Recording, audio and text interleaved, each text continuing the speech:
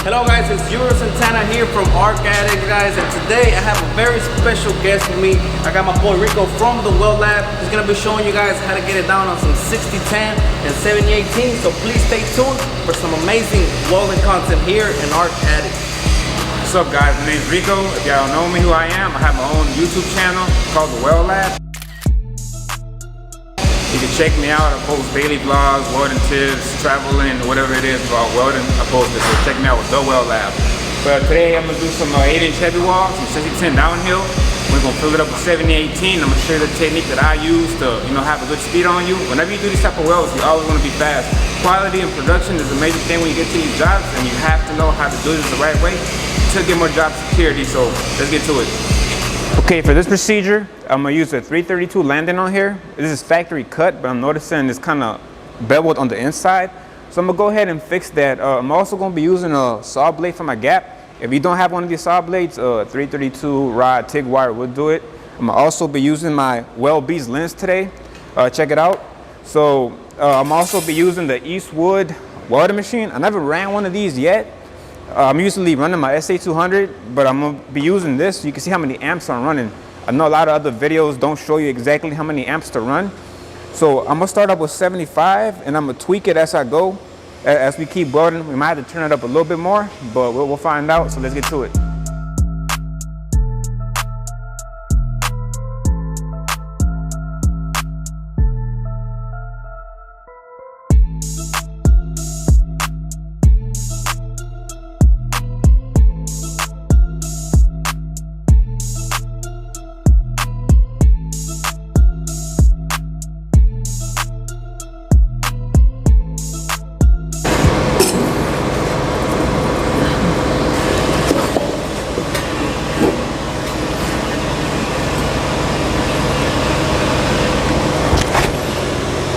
You always want to make sure you got a good fit before you start welding. Make sure you don't got no high-low inside the pipe. It's really important. That can mess you up. I'm only going to use 2 tacks, one at 12 and one at 6, and that should do it.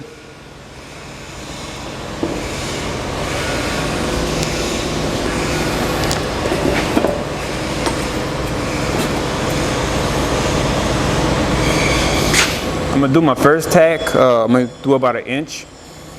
Like I said, I got it on 75. I'm gonna have to go up a little bit more. I'm gonna see how it feels first. You always wanna be colder if you don't know the heats of the machine than hotter. You don't wanna blow through and mess that up. It's always good to be colder at first.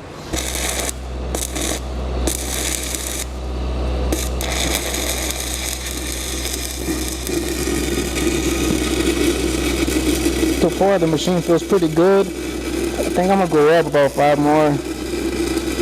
We are burning heavy welding. Usually need more heat whenever you do these heavy weld pipe.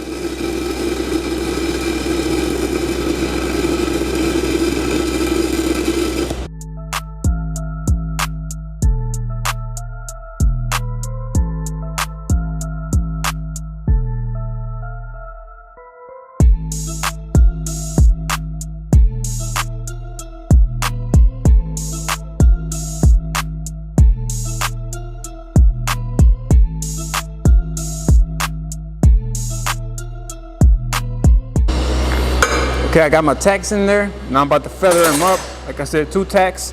And I have a bigger gap on this side, so I'm gonna try to fix that. And I'll probably start with this side and carry on down. By the time I close this up, this side should open up what I need and I'll be good to go.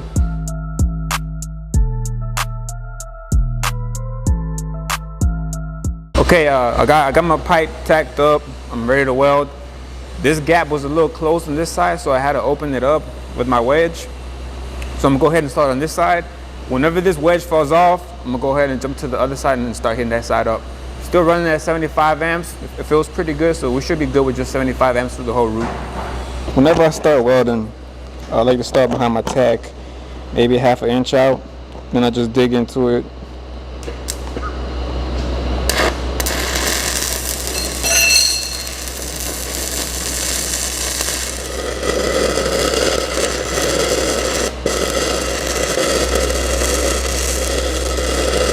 The gap's a little big, so I gotta play with it. Going down, then coming back up.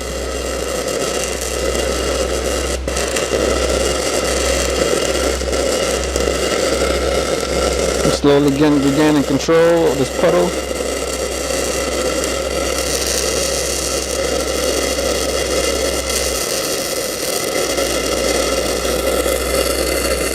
And there it is. I finally got full control. I'm gonna wiggle it a little bit. As you can see, it's getting tighter.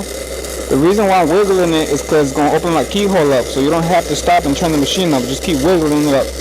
Watch how the keyhole opens up when I move my hand from left to right.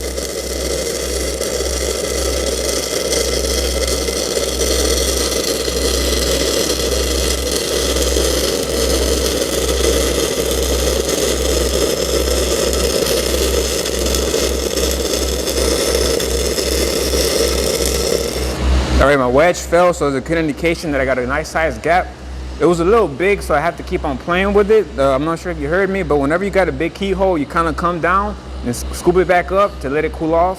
And whenever you have a tight gap, instead of stopping and turning it up 5, just wiggle your hand from left to right, which means you'll get a bigger keyhole. It means you don't got to turn the machine up anymore. You can just keep riding that keyhole like that. Also good to have 2 fingers before you start to help you gain control.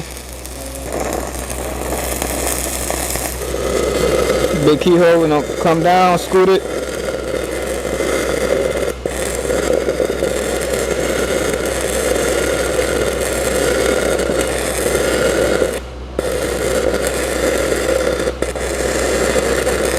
Trying to regain control.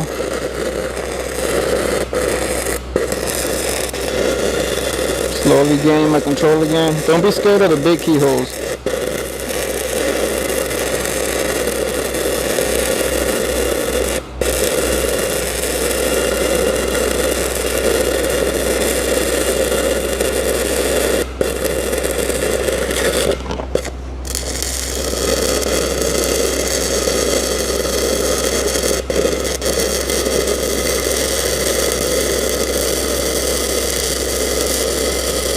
Slowly gaining control again.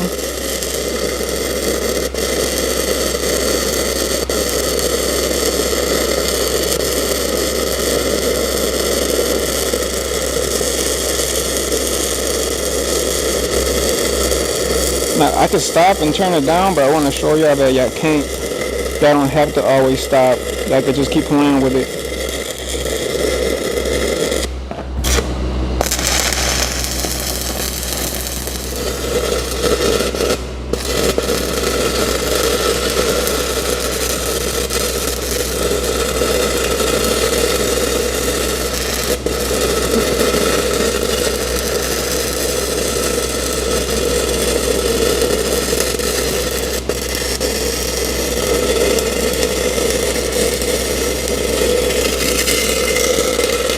I got full control of my arc now. It was a little battle, but I don't always have to stop and turn it down. Just keep playing with it. As you can see, it's perfect now. My heat is A1, and just drag it down, take your time. And I'm watching my keyhole.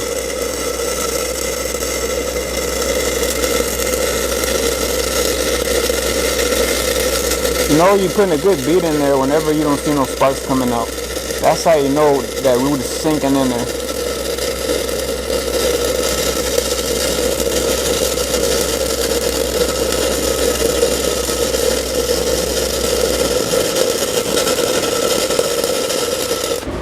I'm about to come up on my tie-in. You always want to get comfortable because this is really important. And before I tie in, I'm going to use 2 fingers to help me gain control. I always use 2 fingers when you tie in. It will help you out a lot. Once again, start off a little bit behind the root. Let it heat up. And once you get to your keyhole, start pushing in there.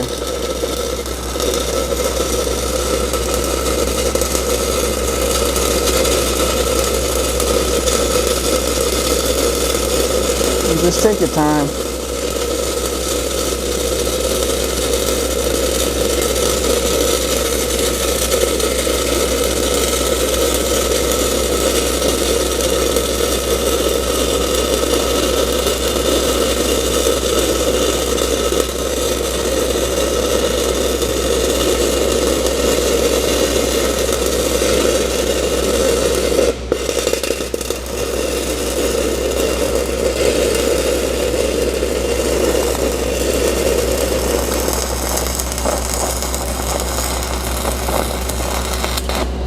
right, I'm about to do my last quarter. I like to hold my rod like this simply because it's just comfortable for me. It's always what's comfortable for you. I like to grab it right here and just come down with it.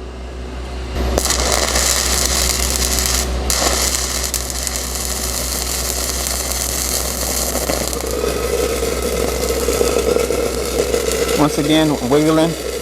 Like I said, if you need more heat, wiggle that rod. Nope, break those bevels. Whenever you break the bevels, you'll see your keyhole start opening up. So keep wiggling it on down.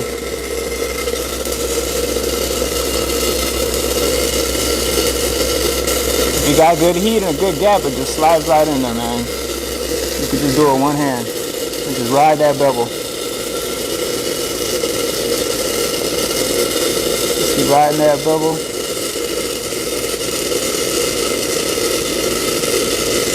I'm gonna put my hand on the pipe. Help me get a little more stability as I'm coming down.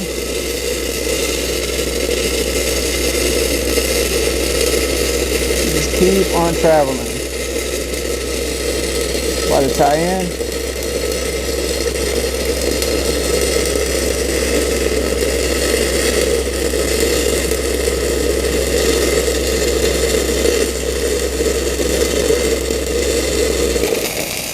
Okay, I did my root.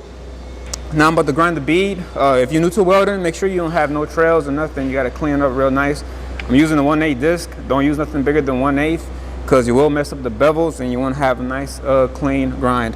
The way I grind, you wanna get a close up of this, is as I'm grinding, I travel down, hitting the left wall, I come up, then I switch over and hit the right wall. And that way you don't dig too much into the wall. So remember, 1/8 disc to grind.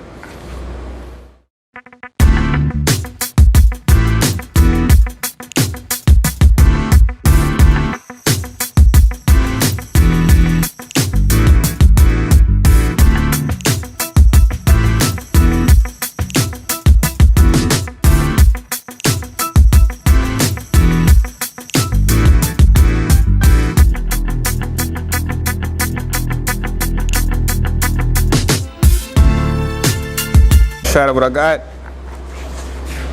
Okay, I grinded my bead. This is how clean you want it to make it look like. If you're new, make sure you don't have no trails on it or any of that. It's pretty much how you want to keep it. There's one thing I want to show y'all that I messed up right here. I got a little hole right here, which is, it happens. I'm gonna show you how to fix it. As you can see, it didn't tie in, so it's pretty simple. You grind it down, then you go back to your machine. You're gonna do the same process and just go all the way down until you tie in. So I'm gonna show you how to fix that. I turned the machine down 5. I'm at 70 amps right now. So same process. Start from the back.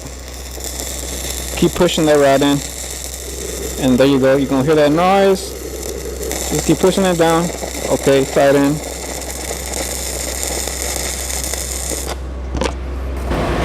All right, I did my root already. I'm about to do my hot pass. I'm not too familiar with this machine because I usually run an SA200. On the SA200s, you don't have the amps, but I'm guessing I'll be running about 135. We're gonna try it about 135, see how it feels. If it's too hot or too cold, I'll work with it. But like I said, guys, always try to be colder than hotter. You'll be, if the pipe, when you start, if it's just throwing balls, it's way too cold. If it's too watery, it means way too hot. So make sure you will pay attention to those details. Okay, for my hot pass, started at 135. Felt pretty good, but I decided to go to up 10, so I'm gonna run at 145 amps. Whenever you do the hot pass, you want to scoop down and scoop back up, throw that metal up there. You don't want to stay too long on one spot because you will bust through since you're running so hot. So the technique, like I'm doing now, is scoot down and throw the metal back up, come down, throw it back up.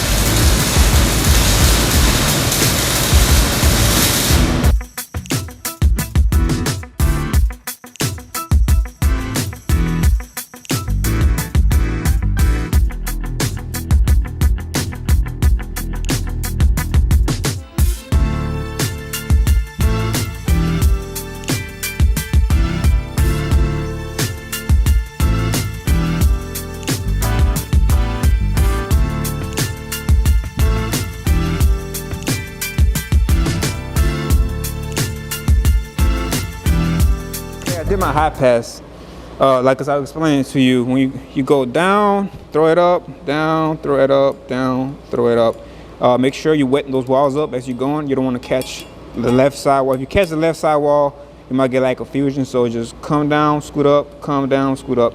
It's kind of what you want your hot pass to look like. I'm gonna go ahead and do one more 60-10 downhill, then I'm gonna start on 70-18. The reason why I want to do that is because I want some more metal on here, because whenever I switch over to 70-18, I'm gonna be throwing 1/8. When you're throwing 1/8 with the 70-18, it digs a lot, and I don't want to punch through, so I want to have a good bit of metal on here. So that's my technique, is a root and two hot passes with some 532 60-10.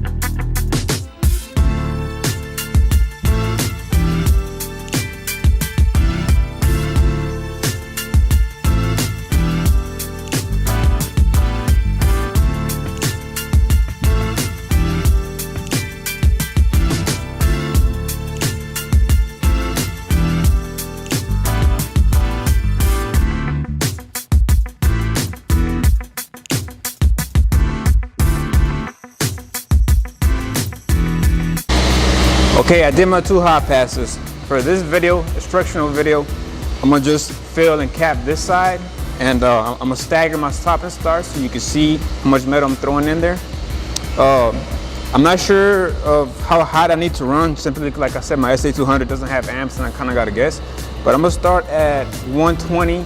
Usually when you do 70-18, you might wanna throw it colder. When you're at the bottom at 6 o'clock, it's usually colder. And as you come in about halfway, then you can crank it up to about 130, 135, and fill it all the way up. So, like I said, we're gonna try it at 120, see how it feels.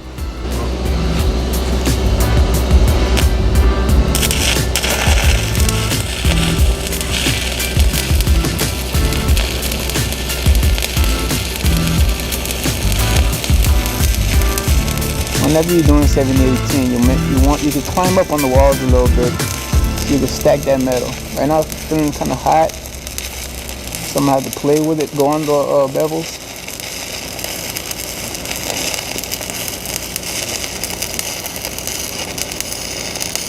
I should turn the machine down 5, but I really don't want to stop, so I'm gonna keep on playing with the metal. See how it's digging in there? That's not a good sign. So what I'm doing is, I'm doing O's coming up. I'm trying to pause on my walls. I stopped there because, as you can see, it's digging way too much in there, and whenever you do that, you could bust through. If you get that gut feeling, guys, make sure you stop, because you rather stop than have to fix a hole in your root.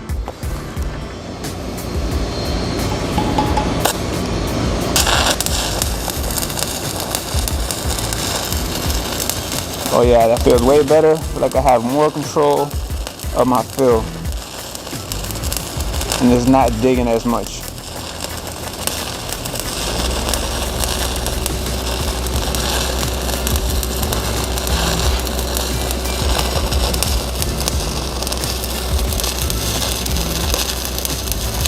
Usually whenever you do 70-18, the hardest part is from 6 to about 9, man, and you're really critical, simply because you're adjusting the heats.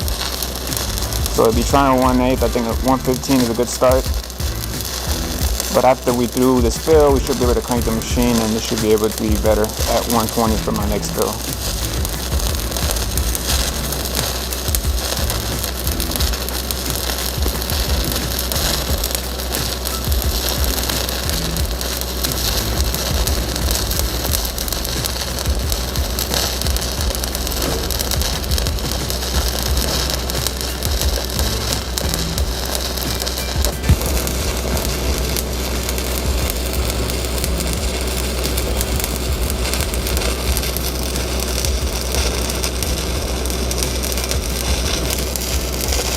All I'm doing is zigzagging left to right. I think I paused slightly on the walls.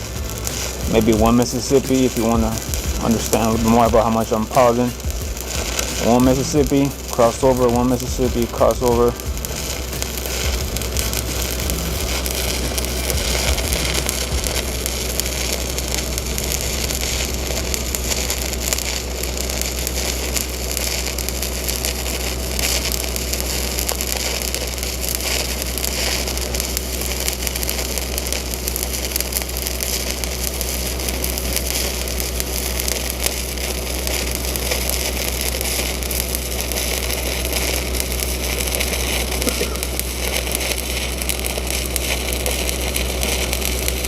I'm about halfway now. As you can see, it's cherry red right now. It's still good heat though. But once you get past this halfway mark, you can actually crank the machine up to about 135, depending on how fast you weld. I'm gonna go ahead and crank it. I'm gonna go up 10, see how it feels, to 125, and see how hot it is.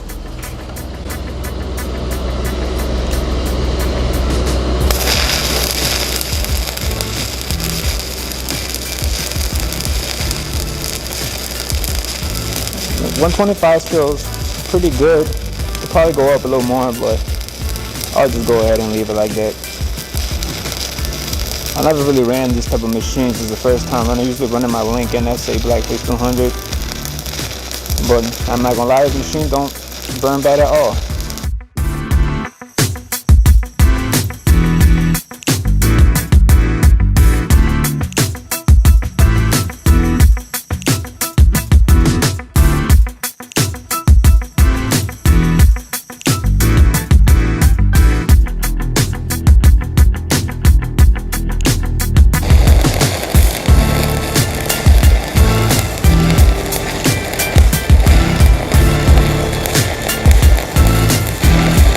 First filled up pretty good.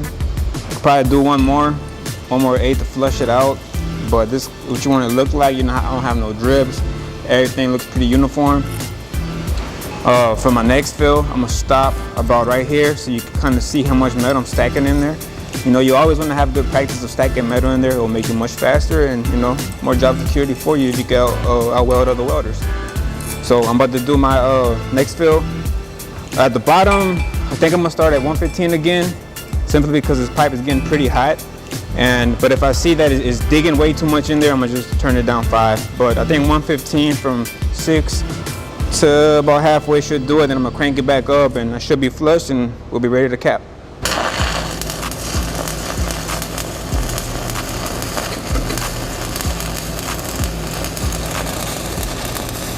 Oh yeah, 115 feels really good. It's not digging. I have pretty good control of my arc. Not leaving no craters.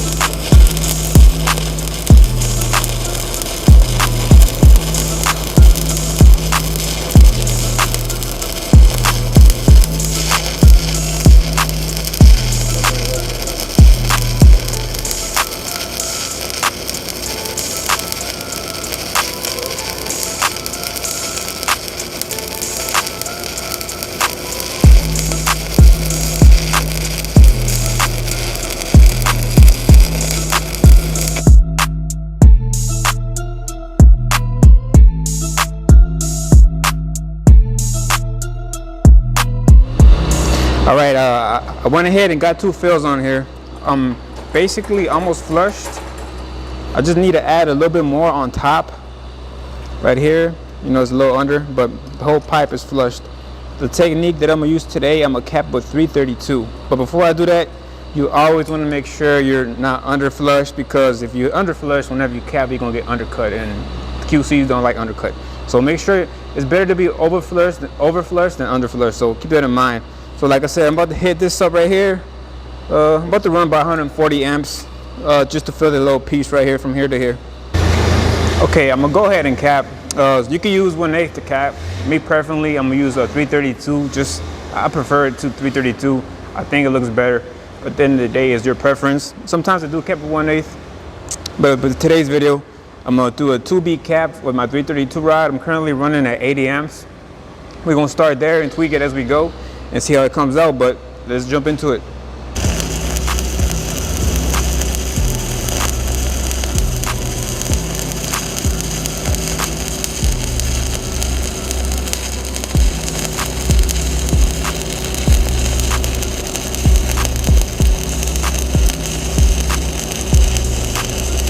Whenever you cap, you gotta follow that line. You don't wanna go over it, because now the cap's gonna be too wide. Whenever you get to your left side, as soon as you see that groove, that's where you stop.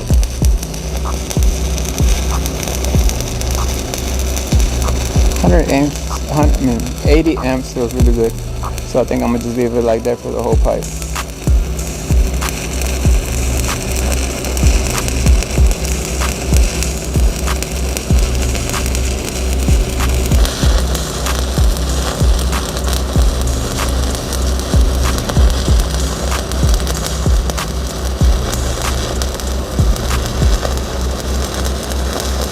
Pretty simple to cap, just left to right, and take your time as you're traveling up. Currently got my rod inclined a little bit to the top. I don't like to do a 90-degree angle, kind of just like to sit it slightly above. So instead of 90 degrees, I'm probably running about maybe 100 degrees up.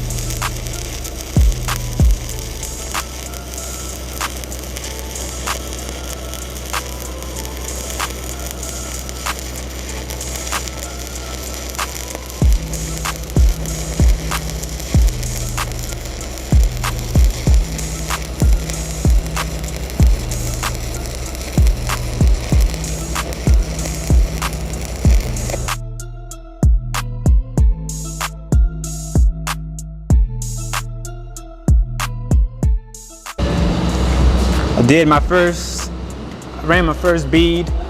You want to keep it about halfway to the pipe, like I did right here. So now I'm about to throw my other bead, same technique, about halfway here, all the way to your line. Kind of you do Z's traveling up. And 80 amps is a pretty good temperature, feels really good. So let's go ahead and finish it up.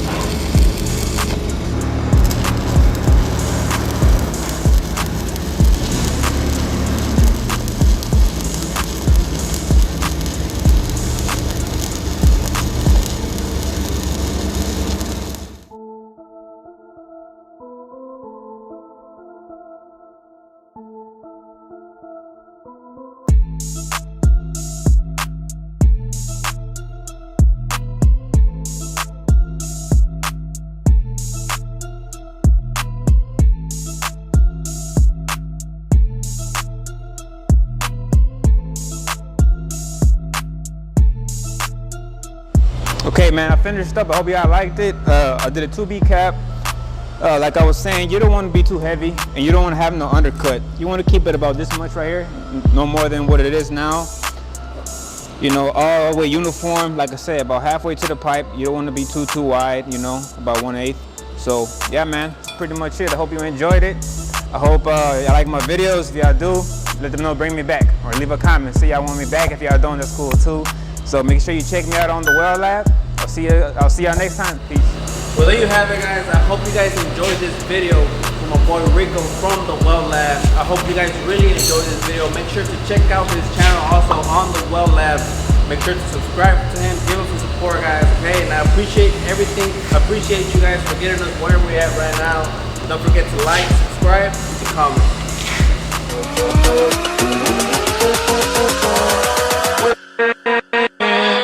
With